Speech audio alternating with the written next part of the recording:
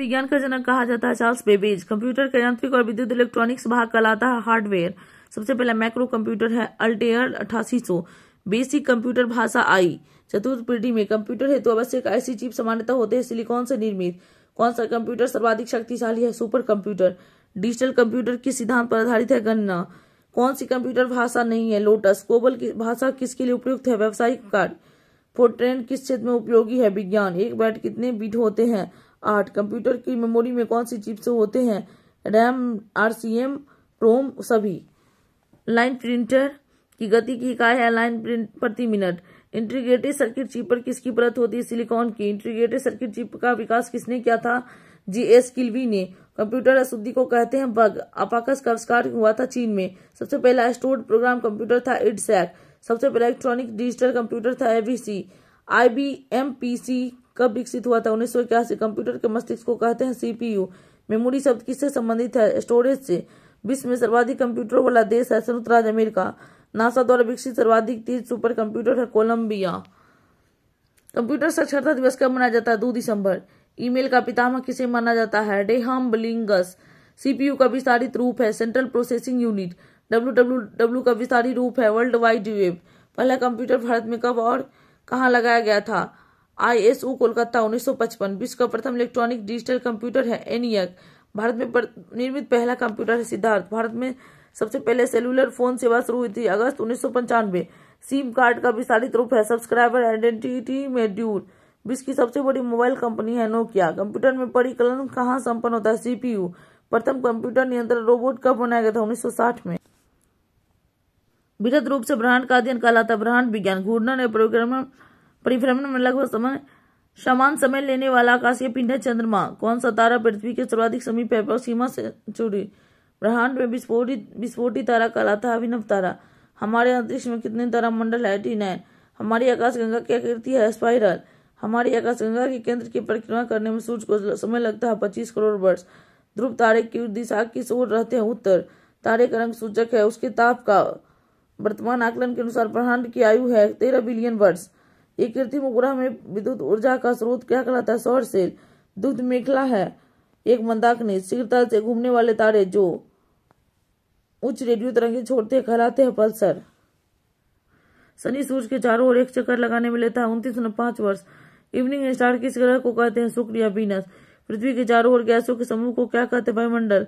Uranus सूर्य के चारों ओर एक परिक्रमा में लेता है 84 वर्ष। सूर्य दक्षिणी गोलार्ध से उत्तरी गोलार्ध की ओर आता है कब दिखाई पड़ता है? 21 मार्च। उत्तरी गोलार्ध में सबसे बड़ा दिन कब होता है? 21 जून। सूर्य ग्रहण कब होता है? अमावस्या के दिन। कौन सा ग्रह पृथ्वी के निकटतम है? शुक्र। बुध ग्रह सूर्य का चक्कर कितने समय में पूरा कर लेता है? 88 दिन। आकाश में सबसे चमकदार तारा है सीरियस। पृथ्वी का ध्रुवीय व्यास विषुवतीय व्यास से छोटा है 42 किलोमीटर। निम्नलिखित में से कौन सबसे चमकदार ग्रह है? शुक्र या वीनस। सबसे अधिक तेज कक्षीय वेग वाला ग्रह है बृहस्पति। पृथ्वी की उपसौर स्थिति किस महीने में होती है? 3 जनवरी। किस ग्रह पर सूर्य पश्चिम में उगता है? शुक्र। जब दिन और रात बराबर होते हैं तब विषुवत वर्ष के 2 काल होते हैं 21 मार्च और 23 सितंबर। सी ऑफ ट्रैंक्विलिटी शांति का सागर कहाँ स्थित है? चंद्रमा। आंखों से दिखने वाला क्षुद्रग्रह का नाम है चारवेस्टा। सौरमंडल में किस ग्रह का द्रव्यमान एवं घनत्व पृथ्वी के समान है? शुक्र। राशियों की कुल संख्या है 12। 2 ग्रह जिनके पास उपग्रह नहीं है बुध और शुक्र। सौरमंडल का सर्वाधिक गर्म ग्रह है शुक्र। कौन सा ग्रह सौरमंडल का सबसे दूर का ग्रह है? नेपच्यून। पूर्व से पश्चिम की ओर परिक्रमा करने वाला ग्रह है शुक्र और यूरेनस ए तथा बी दोनों। प्रकाश की गति से जाने पर चंद्रमा पर लगभग कितने समय पर पहुंचा जा सकता है? 13 सेकेंड। पल्सर होता है एक न्यूट्रॉन तारा। एक नदी में चलता हुआ जहाज समुद्र में आता है तब जहाज थोड़ा ऊपर आएगा। हवाई जहाज से यात्रा करते समय पेन से स्याही निकलने लगती है वायुदाब में कमी के कारण। बर्फ के 2 टुकड़ों को आपस में दबाने पर टुकड़े आपस में चिपक जाते हैं क्योंकि दाब अधिक होने से बर्फ का गलनांक घट जाता है। ऊंचाई की जगहों पर पानी 100 डिग्री सेल्सियस के नीचे के तापमान पर उबलता है क्योंकि वायुमंडलीय दाब कम हो जाता है अतः उबलने का बिंदु नीचे आ जाता है। प्रेशर कुकर में सब्जियां जल्दी पकाई जा सकती है क्योंकि दाब बढ़ जाने से क्वथनांक बढ़ जाता है। हाइड्रोजन से भरा रबर का गुब्बारा वायु से ऊपर जाकर फट जाता है क्योंकि वायुदाब घट जाता है। लोलक घड़ियां गर्मियों में क्यों सुस्त हो जाती है? लोलक की लंबाई बढ़ जाने के कारण। वर्षा की बूंद गोलाकार होती है पृष्ठ तनाव के कारण। तेल द्वीप की बत्ती में तेल ऊपर चढ़ने का कारण कोशिकत्व क्रिया। पास आती हुई रेलगाड़ी की सीटी की आवृत्ति बढ़ जाती है। इसका कारण है डॉपलर प्रभाव। तेज हवा वाली रात्रि में ओस नहीं बनती है क्योंकि बाष्पीकरण की दर तेज होती है। भाप से हाथ अधिक जलता है अपेक्षाकृत उबलते जल से, क्योंकि भाप में गुप्त ऊष्मा होती है। किस गुणधर्म के कारण पानी से भरे बर्तन में डुबाई गई छड़ी मुड़ी हुई प्रतीत होती है? अपवर्तन। आकाश नीला प्रतीत होने के कारण परिकिरण है। वायुमंडल में प्रकाश के विसरण का कारण है धूलकण। समुद्र नीला प्रतीत होने का कारण है आकाश के परावर्तन तथा जल कणों द्वारा प्रकाश का प्रकीर्णन। अस्तोदेश में सूर्य लाल दिखाई देती है प्रकीर्णन के कारण। प्रतिध्वनि का कारण है ध्वनि का परावर्तन। स्टील की गोली पारे में तैरती है क्योंकि पारे का घनत्व स्टील की अपेक्षा अधिक होता है। गर्मियों में सफेद कपड़े पहने जाते हैं क्योंकि सफेद कपड़े ऊष्मा के अच्छे परावर्तक होते हैं। दलदल में फंसे व्यक्ति को लेट जाने की सलाह दी जाती है क्योंकि क्षेत्रफल अधिक होने से दाब कम हो जाता है। चौराहों पर पानी के फुहारे में गेंद नाचती रहती है क्योंकि पानी का वेग अधिक होने से दाब घट जाता है। चमगादड़ प्रासव तरंगे उत्पन्न करते हैं।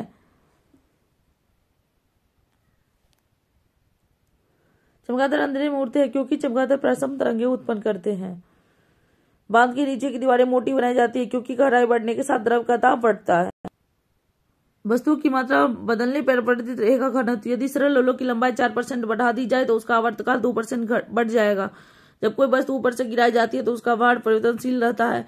जब एक गैस के पात्र में दबाव बढ़ाया जाता है तो उसका द्रव्यमान स्थिर रहेगा। तांबे की गेंद को गर्म करने पर इसका घनत्व घटता है। ऊंचाई बढ़ने से वायुमंडलीय दाब पर क्या प्रभाव पड़ता है? बढ़ता है। दाब बढ़ने पर बर्फ का गलनांक घटता है।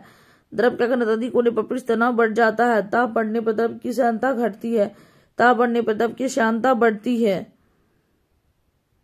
ताप बढ़ने पर द्रव की श्यानता बढ़ती है। ताप बढ़ने पर द्रव की श्यानता बढ़ती है। Same question. एक लड़की झूला झूल रही है, उसके पास एक अन्य लड़की आकर बैठ जाती है। झूले का अपवर्तनांक अपरिवर्तित रहेगा। आवर्तकाल। पानी से भरे एक बर्तन में बर्फ का एक टुकड़ा तैर रहा है। पूरी बर्फ पिघलने में बर्तन का जल स्तर अपरिवर्तित रहेगा। एक कमरे में पंखा चल रहा है तो कमरे की वायु का ताप बढ़ेगा। कमरे में रखे रेफ्रिजरेटर का दरवाजा खोल दिया जाए तो कमरे का ताप बढ़ जाएगा। किसी चुंबक को गर्म करने पर उसका चुंबकत्व नष्ट हो जाता है। अर्धचालक में ताप बढ़ने पर प्रतिरोध घटता है। जब किसी वस्तु को धनावेशित किया जाता है तो वह इलेक्ट्रॉन खोता है। जल में गैसों की विलयनता ताप बढ़ने से घटती है। पृथ्वी तल से ऊपर या नीचे जाने पर गुरुत्वीय त्वरण का मान घटता है। यदि दूध से क्रीम को अलग कर दिया जाए तो दूध का घनत्व बढ़ जाता है। जब बर्फ पिघलती है तो उसका आयतन घटता है। यदि वस्तु की चाल आधी कर दी जाए तो उसका गतिज ऊर्जा 1/4 रह जाएगी। झरने में जब जल ऊंचाई से गिरता है तो उसका ताप बढ़ जाता है। किसी पेंडुलम की लंबाई दुगुने कर देने से उसका आवर्तकाल √2 गुना बढ़ जाएगा। पत्थरों से बड़ी कोई नाव यदि नदी में तैर रही है, यदि सारे पत्थर नदी में गिर जाए तो पानी का तल वहीं रहेगा। यदि पृथ्वी पर वायुमंडल न होता तो दिन की अवधि कम होती। स्वतंत्रतापूर्वक गिरती हुई वस्तु की कुल ऊर्जा नियत रहती है। जब कांच की छड़ को रेशम से रगड़ा जाए तो छड़ धनावेशित हो जाता है। यदि किसी साबुन के बुलबुले को अवशोषित किया जाए तो इसका आकार बढ़ता है। ताप बढ़ाने पर सिलिकॉन का प्रतिरोध घट जाता है। भूमध्य रेखा से ध्रुवों की ओर जाने पर गुरुत्वीय त्वरण का मान बढ़ जाता है। लोहे में जंग लगने पर उसका भार बढ़ जाता है। स्थिर ताप पर गैस का आयतन कम करने से उसका दाब बढ़ जाता है। रॉकेट किस सिद्धांत पर कार्य करता है? संवेग संरक्षण। उत्प्लावता से संबंधित वैज्ञानिक है आर्किमिडीज। किसी ध्वनि स्रोत की आवृत्ति में होने वाले उतार चढ़ाव कहलाते हैं डॉपलर प्रभाव। परमाणु बम का सिद्धांत आधारी है। नाभिकीय विखंड है। द्रव्यमान ऊर्जा संबंध की निष्कर्षण से सापेक्षता का समान सिद्धांत। ब्रह्मांड प्रसारित हो रहा है, यह कथन है एडविन हबल का। ग्रहों की गति का नियम है केपलर। प्रतिपादन किया है। पृथ्वी तथा अन्य ग्रह सूर्य के चक्कर लगाते हैं, किसका कथन है? कॉपरनिकस। तारों व सूर्य की ऊर्जा का स्रोत है नाभिकीय संलयन। लॉ ऑफ फ्लोटिंग सिद्धांत की खोज किसने की है? आर्किमिडीज। पौधे में भी जीवन होता है को किसने बतलाया था? जेसी बोस। आधुनिक एंटीसेप्टिक सर्जरी का जनक है जोसेफ लिस्टर। स्याही सोखता के सिद्धांत पर कार्य करता है परासरण। आइंस्टीन को नोबेल पुरस्कार मिला था प्रकाश विद्युत प्रभाव की व्याख्या के लिए। डिजिटल कंप्यूटर किस सिद्धांत पर आधारित है? गणना। क्वार्ट घड़ियां किस सिद्धांत के अनुसार कार्य करती है? दाब विद्युत प्रभाव। विद्युत मोटर किस सिद्धांत के अनुसार कार्य करते हैं? फैराडे के नियम। परमाणु घड़ी निम्न में से किस प्रभाव के अंतर्गत आते हैं? पीजो इलेक्ट्रिक प्रभाव। लेसर किस सिद्धांत पर कार्य करते हैं? विकिरण का उद्दीपन उत्सर्जन। रडार का कार्य प्रणाली किस सिद्धांत पर है? रेडियो तरंग का अपवर्तन। हाइड्रोजन बम आधारित है नाभिकीय संलयन। लेंज का नियम है द्रव्यमान संरक्षण। पृथ्वी की आयु ज्ञात करने में उपयोग में आता है यूरेनियम डेटिंग। जीवाश्मों व पेड़ों की आयु ज्ञात करने में प्रयोग किया जाता है कार्बन डेटिंग। स्टोक्स का नियम संबंधित है द्रव में गिरती हुई गोली से। किसी चालक के सिरों के बीच विभवांतर उसमें बहने वाली धारा के समानुपाती होता है, यह नियम ओम का नियम है। सल्फाइड अयस्कों के सांद्रण की विधि है फेन प्लवन विधि अयस्क से चुंबकीय अशुद्धि को दूर करने के लिए प्रयुक्त की जाने वाली विधि है। चुंबकीय पृथक्करण विधि प्राकृतिक फलन सिद्धांत का प्रतिपादन है। चार्ल्स डार्विन जीव द्रव जीवन का भौतिक आधार यह मत है। हक्सले ने उत्परिवर्तन के सिद्धांत दिया था। होंगो ड्यूबरीज ने नेचुरल सिलेक्शन का सिद्धांत किसने दिया है? Charles Darwin. एक जीन एक एंजाइम सिद्धांत को किसने प्रतिपादित किया है? बीटल एवं टाइटन।